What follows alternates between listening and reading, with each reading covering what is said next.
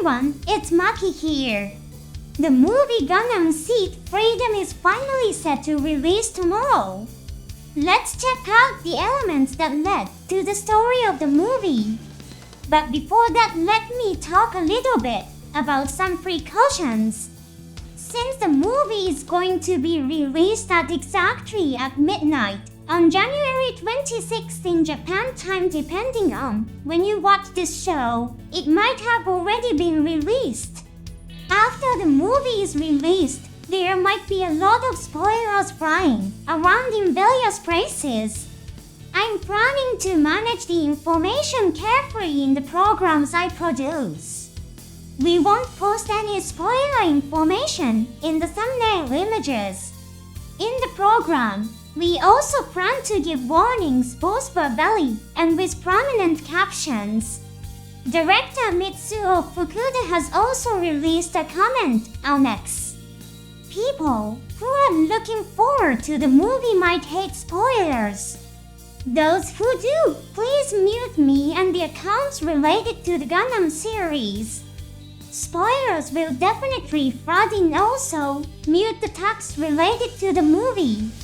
Even without malice, there is a possibility that you may learn about the content from the reactions of people who enjoyed the movie. People who have enjoyed and been moved by the story are likely to want to share their emotions with others.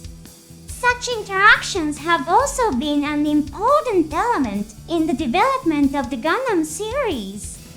If you happen to see such comments, please do not blame the person who wrote their thoughts. Think to yourself, it must be a piece that is enjoyable to that extent, and try to forget what you read.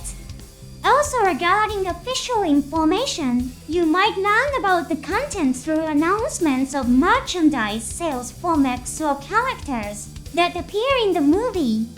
You need to be cautious about such things.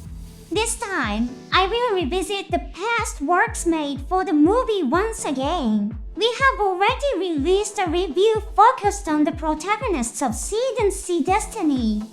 This time, it's about the bonus content that came with the remastered disc of Sea Destiny. The audio drama release talks about content related to the movie.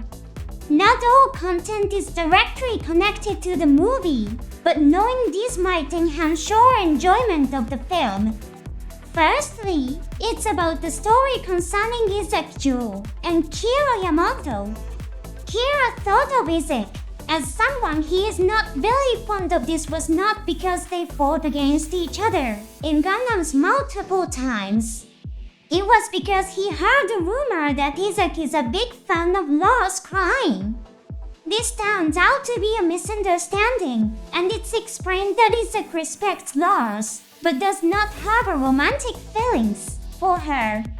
Isaac is concerned about Kira and talks about him. Firstly, Kira has exceptional skills in piloting mobile suits, but his physical combat abilities are extremely low. The TV anime of Seed depicted him easily defeating Cy Argyle, but that was just a fight between amateurs. According to Isaac, in a fight with a trained soldier, he is utterly weak. Inside the Soft Army, there are those who harbor hostility towards Kira Yamato and the existence of Freedom Gundam, soldiers who have had their armaments or limbs unilaterally destroyed on the battlefield carry a bad impression of freedom. Isaac spoke of this element in a very light tone, mixed with jokes. However, it has been announced that the Foundation appearing in the movie receives support from the Soft Army. This might be an important element. The audio drama ends with Isaac Jewell boarding the battleship Archangel. Maybe in the movie, we will see Isaac and Archangel acting together at the beginning. However, there's a concerning element. The next audio drama to be explained talks about the introduction of a hierarchical system in the Soft Army. The traditional Soft Army, being a voluntary organization, did not have a hierarchical system. It was also a portrayal that the intelligent coordinators could lead without a hierarchy. At the time the audio drama was released, Isaac's rank was major. Observing the photos in the pamphlet sold at the cinema reveals that Isaac's rank has become Lieutenant Colonel. Isaac has been promoted between the audio drama and the movie. Maybe the story of Isaac and the Archangel acting together takes place before the movie. If that's the case, we might have to wait for it to be told in a spin-off work. The next audio drama is a story about Lacus crime and the heroines of Sea Destiny. It's a drama where Luna Maria Hawk and Maylene Hawk have tea and converse with Lacus. As mentioned earlier, this audio drama discusses the introduction of a hierarchical system within the Soft Army. Under the pretense of wanting a casual, trivial chat among girlfriends like friends, Lacus calls the two. Unaware of Lacus's true intentions, Luna Maria and Maylene feel extremely nervous about being summoned by such an important person. Dressed in lovely attire, Lacus and the others start the tea party. Lacus begins by talking about the newly established International Security Organization. Having been a key national figure for a long time, Lacus has had few chances to chat casually with friends. Not knowing what to talk about, she starts with this topic. However, after Kira Yamato suggests let's talk about something lighter this time, the topic quickly comes to an end. The new International Security Organization is probably Compass. Luna Maria and Maylene have become precious friends of the same age for Lacus. In the movie, we might see scenes where they act as friends of Lacus. Additionally, it's mentioned that Arthur is at the rank of Lieutenant Colonel. Like Isaac earlier, Arthur has become a colonel by the time of the movie. His rank might have changed upon being dispatched from campus to terminal. The audio drama also discusses Luna Maria being dispatched to campus with Shinn and Maylene wishing to act alongside Arthur. The next audio drama is about Shinn as Arthur and Mu Flave having dinner together. It was the comrades who, concerned about the relationship between Shinn and Arthur, wanted Mu Flave to improve their rapport. The drama depicts Shinn forming a good relationship with Mu. In Sea Destiny, Mu was subjected to memory manipulation and took charge as the commander of the Extended. He genuinely cared about Stella and the others, wishing for their safety. The novel version elaborates further on Mu's sentiments. I'll at least protect them for the Extended who can only live within a military organization. Mu, however, ended up breaking his promise to Shinn, contributing to the circumstances leading to Stella's death. It's unclear how Shinn and Mu came to have a good relationship. Shinn and Arthur argue over their meal. Arthur expresses I trust Shinn's abilities as a pilot, but it's hard to associate with him as a friend. He's somewhat similar to Isaac Ju for me. Provocatively, Shinn remarks, Kira is kind and broad-hearted. However, he also expresses gratitude for Arthur shooting down Destiny, which was about to attack Luna Maria in a frenzy. Arthur is quite surprised by Shinn's unexpected words. Noticing the change in Shinn's heart, Arthur warns if you're going to be part of the same organization as Kira, be prepared. He explains that while Kira appears calm, he makes startling decisions when judging situations objectively. Shinn, After hearing this teases Athran by bringing up the incident of Athran being shot down by Freedom Gundam.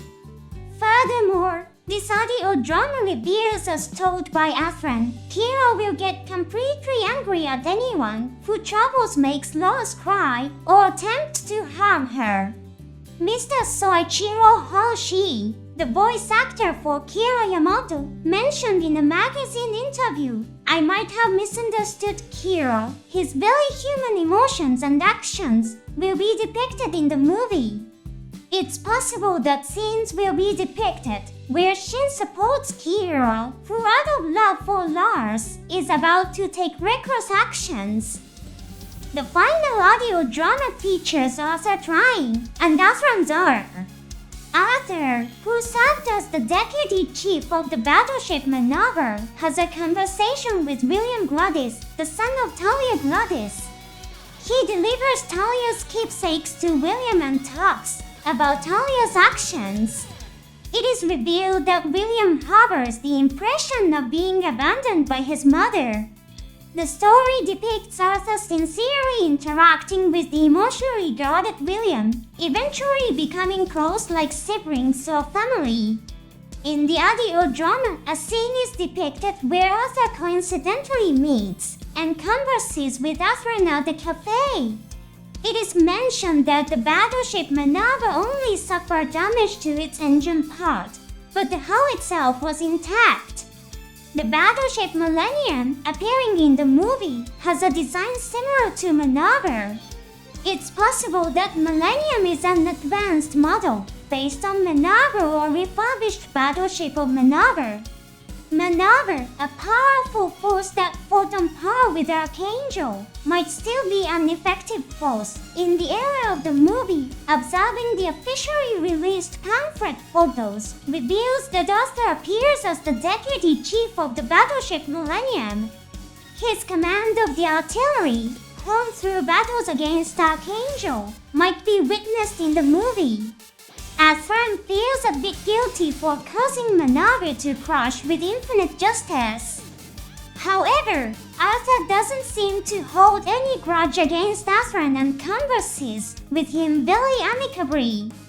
The movie might depict Athran and Arthur in a trusting relationship. The story concludes with Arthur assuming the official guardianship of William.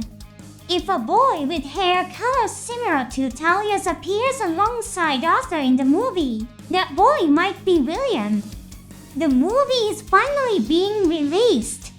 Not only am I excited about the movie itself, but I'm also looking forward to any new information that might be revealed. Many fans seem to be eagerly waiting for news about the second installment of the Hathaway movie series. I am excited as well. Let's meet again in the next episode of the show.